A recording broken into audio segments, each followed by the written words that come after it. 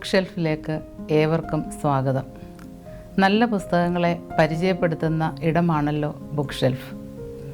ഈ പ്രോഗ്രാമിലേക്ക് എനിക്ക് ഒരവസരം തരികയും എന്നെ ഇവിടേക്ക് ക്ഷണിക്കുകയും ചെയ്ത ഇതിൻ്റെ സംഘാടകരോടും ചുമതലക്കാരോടുമുള്ള നന്ദിയും കടപ്പാടും സ്നേഹവും ആദ്യമേ തന്നെ അറിയിച്ചു കൊള്ളട്ടെ.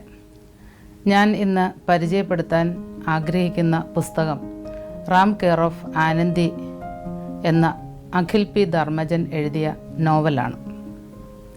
സോഷ്യൽ മീഡിയയിലൊക്കെ ധാരാളം ചർച്ച ചെയ്യപ്പെടുകയും ഇന്നും ചർച്ച ചെയ്തുകൊണ്ടിരിക്കുകയും ചെയ്യുന്ന ഒരു പുസ്തകമാണ് ഈ റാം കെയർ ഓഫ് ആനന്ദി എന്നുള്ളത്.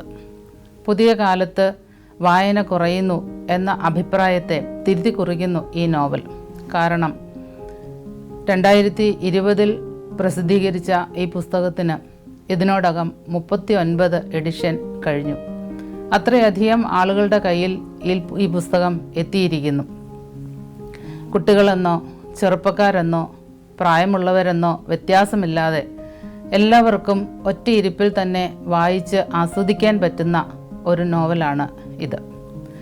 സിനിമ പോലെ കണ്ട് ആസ്വദിക്കാൻ പറ്റുന്ന ഒരു സിനിമാറ്റിക് നോവൽ എന്ന് എഴുത്തുകാരൻ തന്നെ അവകാശപ്പെടുന്ന ഒരു നോവലാണ് റാം കെയർ ഓഫ് ആനന്ദി എന്നുള്ളത്.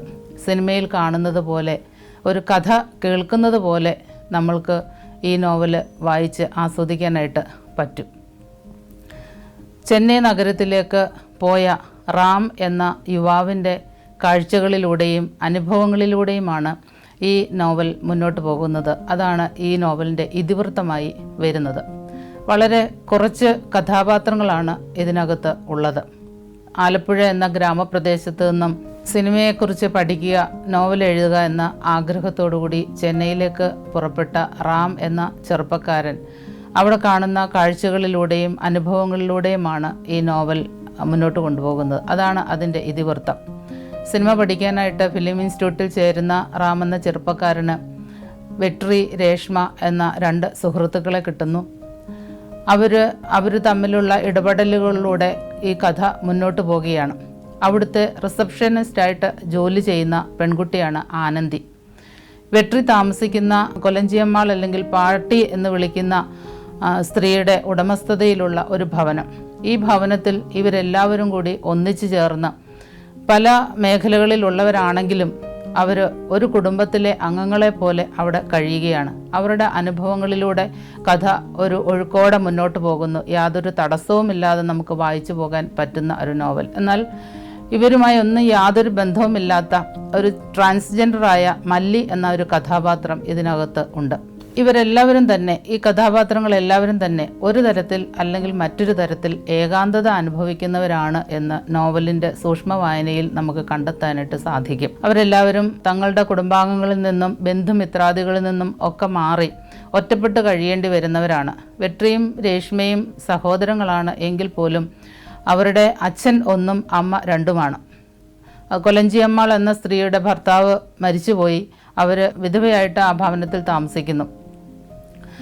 അതേപോലെ ആനന്ദി എന്ന പെൺകുട്ടി വംശീയ കലാപം കൊണ്ടോ അല്ലെങ്കിൽ രാജ്യങ്ങൾ തമ്മിലുള്ള യുദ്ധങ്ങൾ കൊണ്ടോ ഉറ്റവരെയും ഉടവരെയും നഷ്ടപ്പെട്ട്, ഭവനം നഷ്ടപ്പെട്ട് ദൂരെ പോകേണ്ടി വരുന്ന, ആരുമില്ലാത്തടത്ത് എത്തിച്ചേരേണ്ടി വരുന്ന ഒരു വംശത്തിൻ്റെ തന്നെ പ്രതിനിധിയായിട്ട് ആനന്ദി മാറുകയാണ്.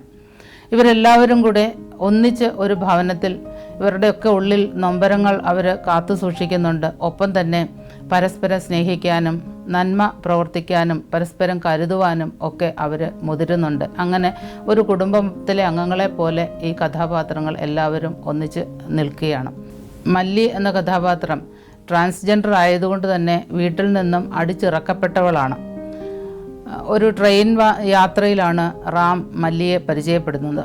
ആദ്യമൊക്കെ വെറുപ്പോടെ കണ്ടിരുന്ന ഈ റാം പിന്നീട് അവളുമായിട്ട് സൗഹൃദത്തിൽ ഏർപ്പെടുകയും ഒരു സുഹൃത്തായി മാറുകയും ചെയ്യുന്നു.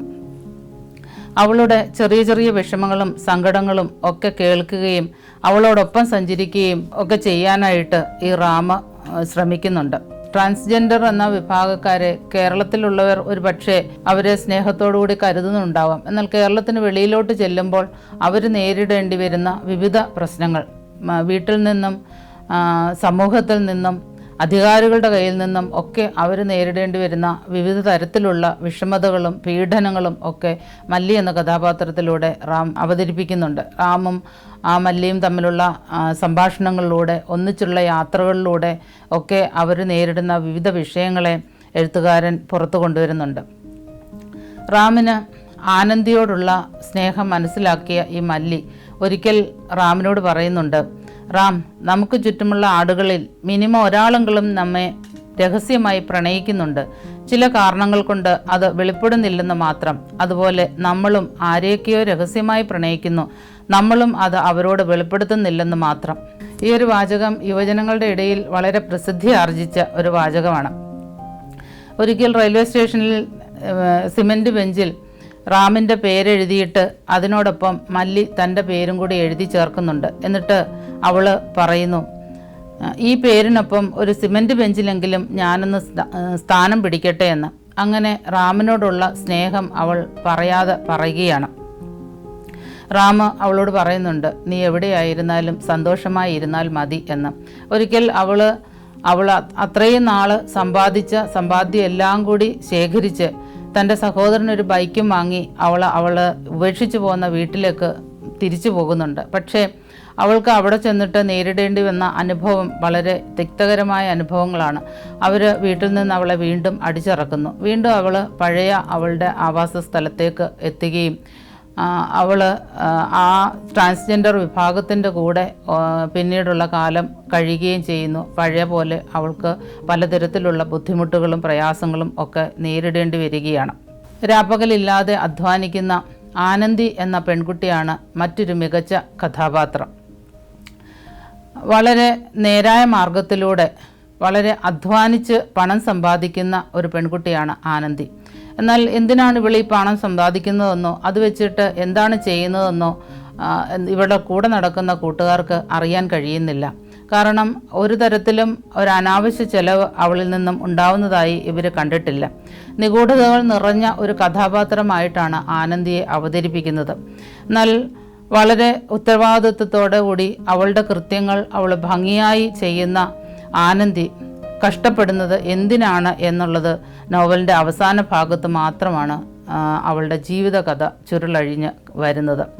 നമ്മളുടെ നാട്ടിൽ അനധികൃതമായി നടത്തുന്ന മനുഷ്യക്കടത്തും എന്തുകൊണ്ട് അങ്ങനെയൊക്കെ സംഭവിക്കുന്നു എന്നുള്ളതിനെക്കുറിച്ചും ഉള്ള ഒരു തുറന്നെഴുത്താണ് എഴുത്തുകാരൻ ഈ ഭാഗത്ത് നടത്തിയിരിക്കുന്നത്. ആനന്ദി എന്ന കഥാപാത്രം വേദനയോടുകൂടി നമ്മളെ പിന്തുടരുന്ന ഒരു കഥാപാത്രമായി മാറുന്നു.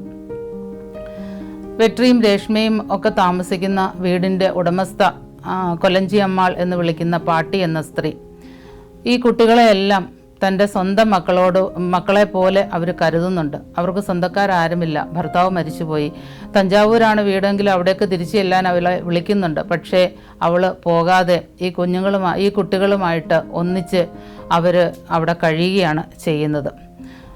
ഈ തമിഴ്നാടിൻ്റെ വിവിധ സ്ഥലങ്ങളെയും ആ ഗ്രാമങ്ങളുടെ ആഘോഷങ്ങളെയും ഉത്സവങ്ങളെയും അതുപോലെ തന്നെ തട്ടിപ്പ് കേന്ദ്രങ്ങളും പിടിച്ചുപറിക്കാരുടെ ഗ്രാമവും അല്പം അടിയും പിടിയും ഒക്കെ ഒരു സിനിമയിലുള്ളതുപോലെ തന്നെ തമിഴ്നാടിൻ്റെ വിവിധ പ്രദേശങ്ങളുടെ ഭംഗിയെ വിവരിച്ചുകൊണ്ട് അവതരിപ്പിച്ചുകൊണ്ട് കാഴ്ചകളെ കാണിച്ചുകൊണ്ട് ഈ നോവൽ മുന്നോട്ട് പോവുകയാണ്. അവസാനം ആനന്ദി അവിടെ നിന്ന് പോകുന്നതോടുകൂടി നോവൽ അവസാനിക്കുകയാണ്.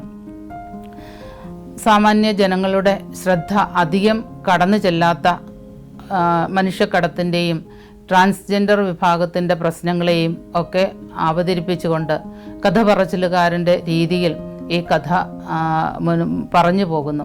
എല്ലാവർക്കും പ്രായഭേദമന്യേ ഒറ്റയിരുപ്പിന് തന്നെ വായിച്ച് ആസ്വദിക്കാൻ പറ്റുന്ന ഒരു നല്ല നോവലായിട്ട് ഈ റാം കെയർ ഓഫ് ആനന്ദി മാറുകയാണ്.